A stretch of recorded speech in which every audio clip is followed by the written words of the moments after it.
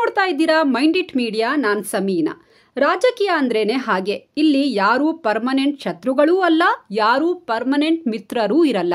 ರಾಜಕೀಯದಲ್ಲಿ ಒಂದು ಮಾತಿದೆ, ನಾವು ನಮ್ಮ ಶತ್ರುಗಳನ್ನ ಸದಾ ಜೊತೆಗೇ ಇಟ್ಕೊಂಡಿರ್ಬೇಕಂತೆ. ಯಾಕಂದ್ರೆ ಸ್ವಲ್ಪ ಯಾಮಾರಿದ್ರು ಯಾರು ಯಾವಾಗ ಎಲ್ಲಿಂದ ಚೂರಿ ಹಾಕ್ತಾರೋ ಗೊತ್ತಾಗಲ್ಲ ಅಂತ. ಒಂದೇ ತಟ್ಟೆಯಲ್ಲಿ ಒಟ್ಟಿಗೆ ಊಟ ಮಾಡಿದವರನ್ನ ನಂಬೋಕಾಗಲ್ಲ ಅಂತಾರೆ. ರಾಜಕೀಯದಲ್ಲಿ ಆವಾಗವಾಗ ರಕ್ತ ಸಿಕ್ತ ಅಧ್ಯಾಯಗಳು ನಡೆದಿವೆ. ಅಂಥದ್ದೇ ಒಂದು ರಕ್ತ ಸಿಕ್ತ ಅಧ್ಯಾಯದ ಬಗ್ಗೆ ಇವತ್ತು ನಿಮಗೆ ಹೇಳ್ತಾ ಇದ್ದೀವಿ. ಈ ಪ್ರಕರಣದ ಅಪರಾಧಿಗಳಿಗೆ ಈಗ ಜೀವಾವಧಿ ಶಿಕ್ಷೆ ಆಗಿದೆ. ನಿಮಗೆಲ್ಲ ಬಿಜೆಪಿಯ ಸ್ಟ್ರಾಂಗ್ ನಾಯಕಿ, ಬಿಬಿಎಂಪಿಯ ಛಲವಾದಿಪಾಳ್ಯ ವಾರ್ಡ್ನ ಮಾಜಿ ಸದಸ್ಯೆ, ಕಾರ್ಪೊರೇಟರ್ ರೇಖಾ ಕದಿರೇಶ್ ನೆನಪಿರಬಹುದು. 2021ರಲ್ಲಿ ಅವರ ಆಫೀಸ್ ಮುಂದೆನೆ ಹಾಡಹಗಲೇ ಅವರನ್ನ ಬರ್ಬರವಾಗಿ ಹತ್ಯೆ ಮಾಡಲಾಗಿತ್ತು.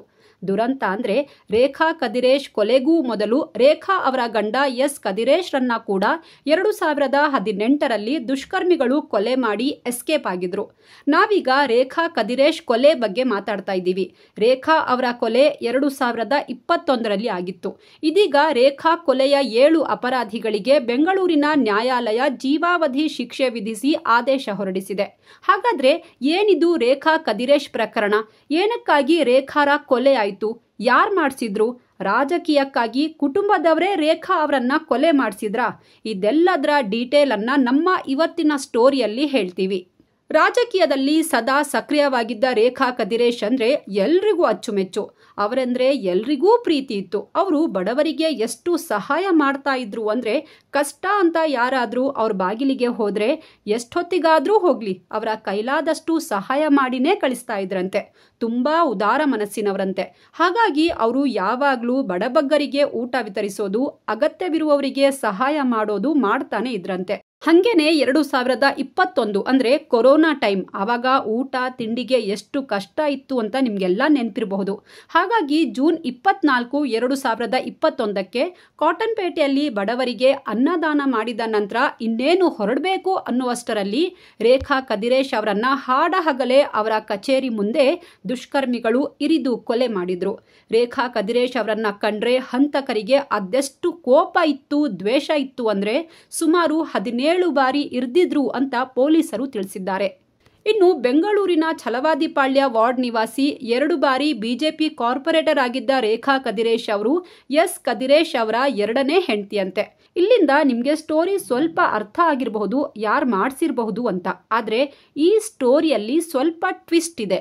ಅದೇನಂದ್ರೆ ರೇಖಾ ಗಂಡ ಎಸ್ ಕದಿರೇಶ್ ಕೂಡ ರಾಜಕೀಯದಲ್ಲಿ ಸಕ್ರಿಯರಾಗಿದ್ರು, ತುಂಬಾ ಹೆಸರು ಮಾಡಿದ್ರು. ಆದ್ರೆ 2018ರ ಫೆಬ್ರವರಿಯಲ್ಲಿ ಎಸ್ ಕದಿರೇಶ್ ಅವರನ್ನ ದೇವಸ್ಥಾನದ ಹೊರಗಡೆ ದುಷ್ಕರ್ಮಿಗಳು ಕೊಲೆ ಮಾಡಿ ಪರಾರಿಯಾಗಿದ್ರು.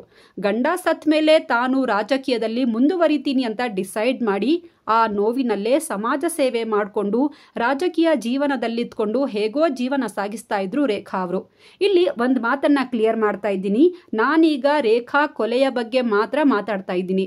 ರೇಖಾ ಕದಿರೇಶ್ರನ್ನ ಯಾರು ಕೊಲೆ ಮಾಡಿರಬಹುದು, ಏನಕ್ಕಾಗಿ ಅಂತ ಪೊಲೀಸರು ತನಿಖೆ ಮಾಡಿದಾಗ ಕೌಟುಂಬಿಕ ಕಲಹ ಮತ್ತು ಸ್ಥಳೀಯ ರಾಜಕೀಯವೇ ಈ ಕೊಲೆಗೆ ಮುಖ್ಯ ಕಾರಣ ಅಂತ ಕನ್ಫರ್ಮ್ ಆಗಿತ್ತು. ನೋಡಿ, ಪತಿ ಪತ್ನಿ ಇಬ್ಬರನ್ನ ದುಷ್ಕರ್ಮಿಗಳು ಬರ್ಬರವಾಗಿ ಹತ್ಯೆ ಮಾಡಿಬಿಟ್ಟಿದ್ರು.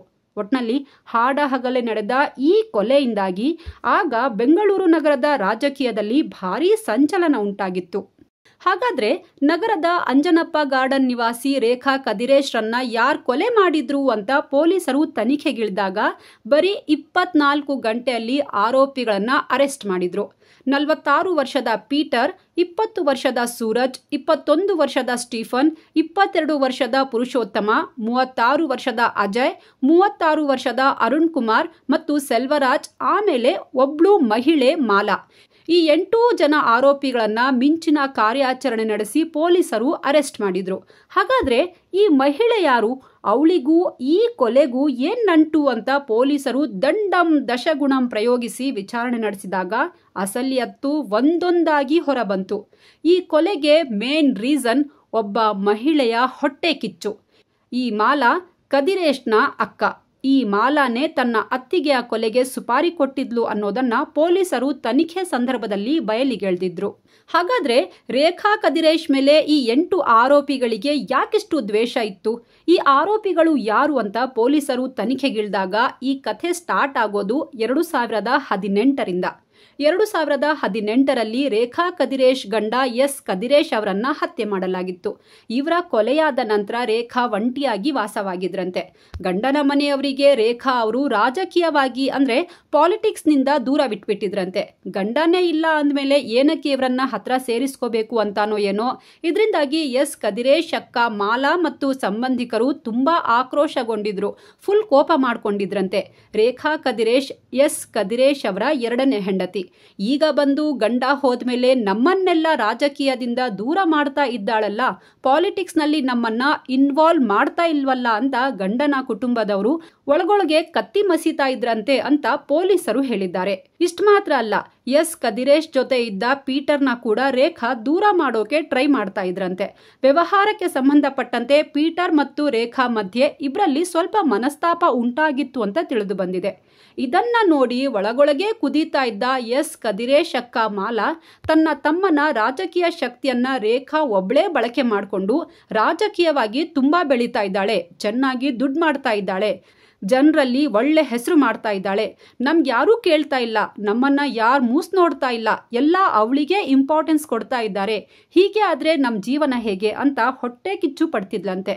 ಈ ಹೊಟ್ಟೆ ಕಿಚ್ಚಿನಿಂದಾಗಿ ತನ್ನ ಅತ್ತಿಗೆಗೆ ಒಂದು ಗತಿ ಕಾಣಿಸ್ಬೇಕು, ಅವಳಿದ್ರೆ ನಾವು ರಾಜಕೀಯವಾಗಿ ಬೆಳೆಯೋಕೆ ಆಗ್ತಾ ಇಲ್ಲ, ಆಗೋದೂ ಇಲ್ಲ ಅಂತ ಒಂದು ಖತರ್ನಾಕ್ ಪ್ಲಾನ್ ಮಾಡಿದ್ದಾಳೆ. ಹೀಗಾಗಿ ಮಾಲಾ ಮೊದಲು ರೇಖಾ ಎಲ್ಲಿಗೆ ಹೋಗ್ತಾಳೆ, ಏನೇನ್ ಮಾಡ್ತಾಳೆ, ಯಾರ್ಯಾರನ್ನ ಮೀಟ್ ಮಾಡ್ತಾಳೆ ಎಲ್ಲ ತಿಳ್ಕೊಂಡು ಫಸ್ಟ್ ಎಸ್ ಕದಿರೇಶ್ ಜೊತೆ ಓಡಾಡ್ಕೊಂಡಿದ್ದ ಆರೋಪಿ ಪೀಟರ್ನನ್ನ ಕಾಂಟ್ಯಾಕ್ಟ್ ಮಾಡಿದ್ದಾಳೆ. ಯಾಕಂದ್ರೆ ರೇಖಾ ಮೇಲೆ ಪೀಟರ್ಗೂ ತುಂಬಾ ಕೋಪ ಇತ್ತು. ರೇಖಾಳ ಆಟಿಟ್ಯೂಡ್ ಪೀಟರ್ಗೆ ಹಿಡಿಸ್ತಾ ಇರಲಿಲ್ವಂತೆ. ಯಾವಾಗ ಮಾಲಾ ಫೋನ್ ಮಾಡಿ ಪೀಟರ್ಗೆ ರೇಖಾಳನ್ನ ಎತ್ಬಿಡೋಣ, ಕೊಲೆ ಮಾಡಿಬಿಡೋಣ ಅಂತ ತನ್ನ ಪ್ಲಾನ್ ಹೇಳಿದ್ಲೋ ತಕ್ಷಣ ಪೀಟರ್ ಒಪ್ಕೊಂಡ. ನಾನ್ ರೆಡಿ, ಹೇಗೆ ಯಾವಾಗ ಅಂತ ಸ್ಕೆಚ್ ರೆಡಿ ಮಾಡ್ಕೊಂಡ ಅಂತ ಪೊಲೀಸರು ಹೇಳಿದ್ದಾರೆ. ಪೀಟರ್ ಒಬ್ನಿಂದ ಕೊಲೆ ಮಾಡಕ್ಕಂತೂ ಆಗಲ್ಲ, ಅದಕ್ಕೆ ತನ್ನ ಜೊತೆ ಒಂದು ಪಲ್ಟನ್ ರೆಡಿ ಮಾಡ್ಕೊಳ್ತಾನೆ. ಸೂರಜ್, ಸ್ಟೀಫನ್, ಪುರುಷೋತ್ತಮ್, ಅಜಯ್, ಅರುಣ್ ಕುಮಾರ್ ಮತ್ತು ಸೆಲ್ವರಾಜ್ರನ್ನ ಸೇರಿಸ್ಕೊಳ್ತಾನೆ. ಬೆಳಗ್ಗಿನ ಜಾವ ಆರೋಪಿಗಳು ರೇಖಾ ಆಫೀಸ್ ಹತ್ರ ಹೋಗಿ ಆಫೀಸ್ ಹತ್ರ ಹಾಕಿಸಿದ್ದ CCTVಯನ್ನ ಮೇಲಕ್ಕೆ ತಿರುಗಿಸ್ಬಿಡ್ತಾರೆ. ಬೆಳಗ್ಗೆ ಎಂದಿನಂತೆ ರೇಖಾ 8:15ಗೆ ಮನೆಯಿಂದ ಹೊರಟು 9 ಗಂಟೆಗೆ ಆಫೀಸ್ಗೆ ರೀಚ್ ಆಗ್ತಾರೆ. ಕೊರೋನಾ ಟೈಮ್ ಇದ್ದಿದ್ರಿಂದ ಏರಿಯಾದಲ್ಲಿ ಅಡುಗೆ ರೆಡಿ ಮಾಡಿಸಿ ಎಲ್ರಿಗೂ ಊಟ ಬಡಿಸ್ತಾ ಇದ್ರು. ಬೆಳಗ್ಗೆ 10:30ವರೆಗೆ ಏರಿಯಾ ಜನರಿಗೆ ಊಟ ಹಂಚಿದ್ದಾರೆ. ಇನ್ನೇನು ಊಟ ಮುಗೀತು ಅನ್ನುವಷ್ಟರಲ್ಲಿ ಕೊಲೆಗಡುಕರು ಜನರ ಮಧ್ಯೆ ಇದ್ದ ರೇಖಾಳ ಮೇಲೆ ಮಚ್ಚು ಲಾಂಗ್ನಿಂದ ಅಟ್ಯಾಕ್ ಮಾಡಿದ್ದಾರೆ. ಇದನ್ನ ನೋಡಿದ ತಕ್ಷಣ ಜನರು ಹೆದ್ರಿ ದಿಕ್ಕಾಪಾಲಾಗಿ ಓಡ್ಹೋಗಿದ್ದಾರೆ. ಹೀಗಾಗಿ ಆರೋಪಿಗಳು ಬರೀ 10 ನಿಮಿಷದಲ್ಲಿ ರೇಖಾಳ ಕೊಲೆ ಮಾಡಿ ರಕ್ತ ಹರಿಸಿ ಪೊಲೀಸರಿಗೆ ಸುಳಿವು ಸಿಗದಂತೆ ಎಸ್ಕೇಪ್ ಆಗಿದ್ರು. ತಕ್ಷಣ ರೇಖಾರನ್ನ ಕಿಮ್ಸ್ ಆಸ್ಪತ್ರೆಗೆ ಸ್ಥಳೀಯರು ಕರ್ಕೊಂಡು ಹೋದ್ರು. ಆದ್ರೆ ಅಷ್ಟೊತ್ತಿಗಾಗ್ಲೇ ರೇಖಾ ಮೃತಪಟ್ಟಿದ್ರು. ಹೀಗೆ ಮಾಲಾ ಸೇರಿದಂತೆ 8 ಜನ ಸೇರ್ಕೊಂಡು ರೇಖಾಳ ಕೊಲೆಗೆ ಸಂಚು ರೂಪಿಸಿದ್ರಂತೆ. ಈ ಆರೋಪಿ ಮಾಲಾಗೆ ಎಷ್ಟು ದುರಾಸೆ ಇತ್ತು ಅಂದ್ರೆ, ಎಷ್ಟು ಹೊಟ್ಟೆ ಕಿಚ್ಚು ಇತ್ತು ಅಂದ್ರೆ, ತನ್ನ ಮಗ ಅರುಣ್ ಕುಮಾರ್ನನ್ನ ಕೂಡ ರೇಖಾಳ ಹತ್ಯೆ ಮಾಡೋಣ ಬಾ ಅಂತ ಸೇರಿಸ್ಕೊಂಡಿದ್ದಾಳೆ ನೋಡಿ. ಹೀಗೆ ಜೂನ್ 24, 2021ಕ್ಕೆ ಕಾಟನ್ಪೇಟೆಯಲ್ಲಿ ಊಟ ಹಂಚಿದ ನಂತರ ಬರೀ 10 ನಿಮಿಷದಲ್ಲಿ ಕೊಲೆ ಮಾಡಿ ಆರೋಪಿಗಳು ಪರಾರಿಯಾಗಿದ್ರು. ವಿಷಯ ತಿಳಿದ ಕೂಡಲೇ ಪೊಲೀಸರು ಸ್ಥಳಕ್ಕೆ ಧಾವಿಸಿ ಬಂದಾಗ ಫಸ್ಟ್ CCTVಯನ್ನ ನೋಡಿದ್ದಾರೆ. ಅದನ್ನ ಮೇಲಕ್ಕೆ ತಿರುಗಿಸಲಾಗಿತ್ತು. ಆಗ ಯಾರ ಮೇಲೆ ಅನುಮಾನವಿತ್ತೋ ಅವರನ್ನ ಒಬ್ಬೊಬ್ಬರನ್ನ ಕರ್ಕೊಂಡು ಬಂದು ಎಳ್ಕೊಂಡು ಬಂದು ಬೆಂಡೆತ್ತಿದಾಗ ನಿಜ ಬಯಲಾಗಿದೆ. ಹೀಗೆ ಕುಟುಂಬ ರಾಜಕೀಯಕ್ಕಾಗಿ ಪಾಪ ರೇಖಾ ಕದಿರೇಶ್ ಅನ್ಯಾಯವಾಗಿ ಯಾರದ್ದೋ ದುರಾಸೆಗೆ ಕೊಲೆಯಾಗಿ ಹೋದ್ರು. ಆದರೆ ವಿಧಿ ನೋಡಿ, ಈ ಪ್ರಕರಣದ ಮುಖ್ಯ ಆರೋಪಿ ಮಾಲಾ ನ್ಯಾಯಾಲಯದ ತೀರ್ಪು ಬರೋಕ್ಕಿಂತ ಮುಂಚೆನೇ ಸತ್ತೋದ್ಲು. ಆದರೆ ಅವಳ ಮಗ ಆರೋಪಿ ಅರುಣ್ ಕುಮಾರ್ ಈಗ ಜೀವಾವಧಿ ಶಿಕ್ಷೆಗೆ ಗುರಿಯಾಗಿದ್ದಾನೆ. ಈ ಪ್ರಕರಣದಲ್ಲಿ 7 ಮಂದಿಯ ವಿರುದ್ಧ ಅಪರಾಧ ಸಾಬೀತಾಗಿದೆ. 7 ಜನರಲ್ಲಿ 3 ಷರತ್ತುಬದ್ಧ ಜಾಮೀನು ಪಡೆದು ಜೈಲಿನಿಂದ ಹೊರಬಂದಿದ್ರು. ಆದರೆ ಇದೀಗ 7 ಜನರಿಗೂ ನ್ಯಾಯಾಲಯ ಜೀವಾವಧಿ ಶಿಕ್ಷೆ ವಿಧಿಸಿ ಆದೇಶ ಹೊರಡಿಸಿದೆ. ಒಟ್ನಲ್ಲಿ ಆರೋಪಿ ಮಾಲಾಗೆ ನಾನು ರಾಜಕೀಯವಾಗಿ ಬೆಳಿಬೇಕು, ಅಧಿಕಾರ ಬೇಕು, ದುಡ್ಡು ಬೇಕು ಅಂತ ತುಂಬ ದುರಾಸೆ ಇತ್ತು.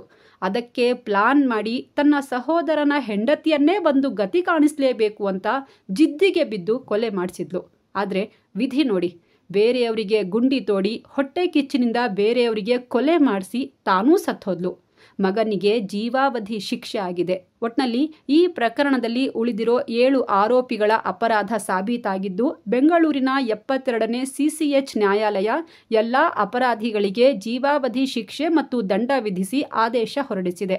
ರಾಜಕೀಯದಲ್ಲಿ ಇನ್ನೂ ಉತ್ತುಂಗಕ್ಕೆ ಹೋಗಬೇಕು ಅಂತ ಕನಸು ಕಂಡಿದ್ದ ಗಂಡ ಹೆಂಡತಿ ಇಬ್ರು ಬೀದಿ ಹೆಣವಾಗಿದ್ದು ಮಾತ್ರ ದುರಂತ.